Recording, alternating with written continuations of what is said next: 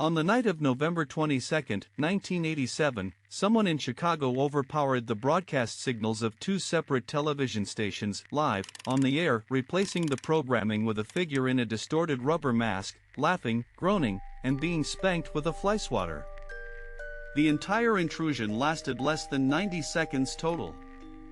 The FCC launched an immediate investigation. And in 37 years, no one has ever been identified. No one has ever been arrested. No one has ever come forward. Tonight, we're pulling back the curtain on one of the most technically brilliant and deeply unsettling crimes in television history. And the deeper you look, the stranger it gets. To understand what happened that night, you first need to understand what made it supposedly impossible. In 1987, major television stations in cities like Chicago broadcast their signals from transmitters mounted on top of skyscrapers and tall antenna towers. These weren't weak signals. WGN-TV, a superstation carried on cable systems nationwide, transmitted from the top of the John Hancock Center, one of the tallest buildings in the Western Hemisphere at over 1,000 feet. WTTW, Chicago's PBS affiliate, transmitted from the Sears Tower, the tallest building in the world at the time. To overpower one of these signals, you couldn't just plug into a cable somewhere. You would need your own high-powered transmitter, a properly configured antenna, and, critically, you'd need to aim a microwave signal at the exact receiving dish used by the station's transmitter, and you'd need to be more powerful than the studio's own feed. Broadcast engineers at the time said the equipment required would have been large, expensive, and extraordinarily difficult to operate without deep technical expertise. We're not talking about a kid with a ham radio. We're talking about someone or some group with professional-grade knowledge of broadcast engineering and the hardware to match. And whoever they were, they did it not once, but twice in a single night. But here's where it gets strange. Core Mystery, Part 1, The Intrusions. It was a Sunday evening.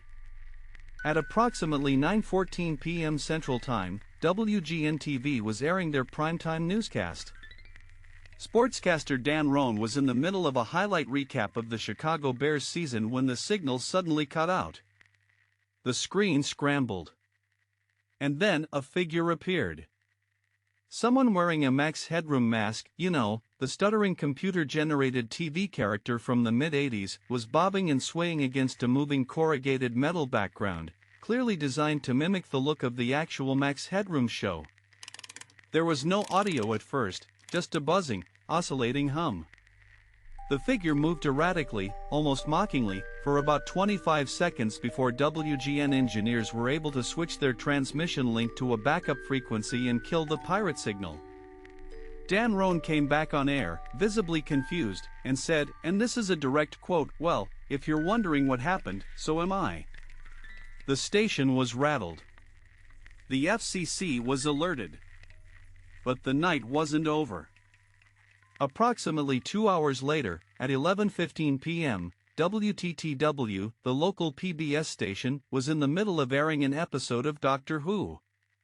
The signal cut without warning. The same figure appeared. The same Max Headroom mask. The same makeshift corrugated background. But this time, there was audio. And it was deeply, deeply unsettling. The masked figure spoke in a distorted, buzzing voice. He rambled incoherently. He held up a Pepsi can, a mocking reference to Max Headroom's association with Coca-Cola commercials. He said, quote, "I just made a giant masterpiece for all the greatest world newspaper nerds, an apparent reference to WGN, whose call letters originally stood for World's Greatest Newspaper." He hummed the theme song to the old television show Clutch Cargo. He pulled down his pants. And then an accomplice, a woman, visible only from the shoulders down, spanked him with a flyswatter while he moaned and screamed. The entire broadcast lasted approximately 90 seconds. Then the Doctor Who episode resumed. WTTW, unlike WGN, had no engineers monitoring the signal in real time that night. There was no one there to cut the feed. The intrusion played out in full, beamed to every television in the Chicagoland area tuned to that channel. An estimated 500,000 viewers may have seen one or both signals. Now, think about this for a moment. What would you have done if you were sitting at home, watching Doctor Who on a quiet Sunday night, and that appeared on your screen? Core Mystery, Part 2, The Investigation.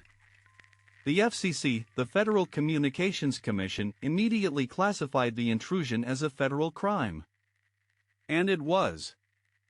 Under U.S. law, broadcast signal intrusion carries penalties of up to $100,000 in fines and a year in prison. The Bureau of Investigation launched a formal inquiry. They wanted to know who, how, and why. The how was the part that haunted investigators. To overpower the studio-to-transmitter link for even one station required a highly directional microwave dish aimed precisely at the receiving antenna on one of those skyscrapers from an elevated position nearby, likely another rooftop, with enough wattage to overpower the legitimate signal. To do it to two different stations broadcasting from two different buildings on two different frequencies in the same night meant the perpetrator either moved their entire setup across the city in under 2 hours, or, more disturbingly, had two separate rigs. Engineers estimated the equipment would have filled a small van. The technical knowledge required would have been consistent with someone trained in broadcast engineering or advanced electronics, someone who understood microwave relay systems, frequency modulation, and real-time signal processing. This was not an accident. This was not a prank call. This was a calculated, rehearsed operation. And yet, the FCC found nothing. No leads. No suspects. No fingerprints on the airwaves. The investigation quietly went cold. Over the decades, amateur internet sleuths have proposed dozens of theories. In 2010, a Reddit user claimed their roommate's late brother had confessed to being the hijacker, describing him as a socially awkward electronics enthusiast who lived in the Chicago suburbs during the late 80s. The post gained massive traction. But it was never verified. No physical evidence was ever connected to any individual.